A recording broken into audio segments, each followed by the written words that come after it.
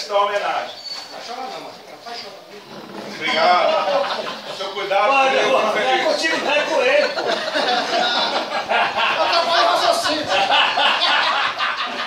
Mas nós vivemos um contexto hoje, os militares que estão aqui sabem o contexto que nós vivemos, só que a unidade ela não é construída por paredes, por móveis, por armas e nem por carros.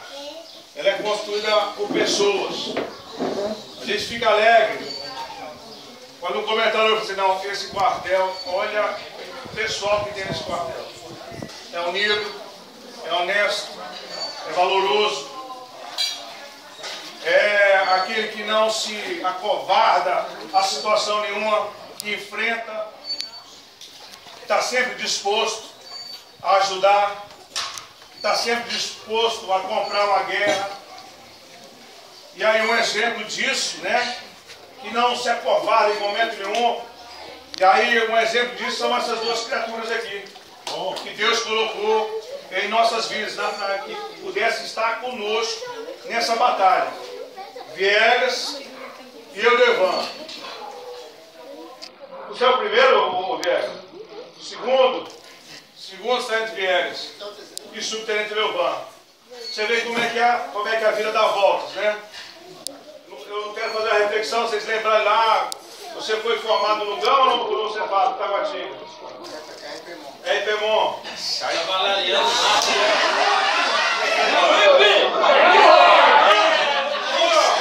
Aí é Goiás. Eu vou te falar. Aí foi formado no cavalo. Vou te falar da trajetória.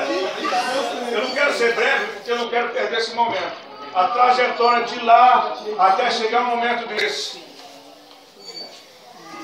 Eu volto a lembrar, assim, eu tive uma despedida outro dia, o subtenente do Urandir falou assim, não é difícil a reserva. Aí eu falei, tá fácil. Tá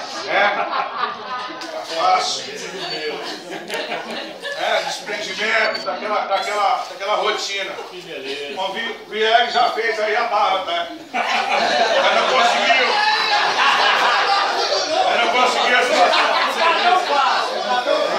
Mas você vai percebendo nessas nuances o que é o valor para a gente, qual o valor da nossa profissão. Aqueles valores que estão lá no planejamento estratégico, a honestidade, né? Pautar pelos direitos humanos, das ações, entendeu? Vão até o último dia e vierem que estão sendo voluntários, pegando ocorrência. Arnaldo, filho da puta.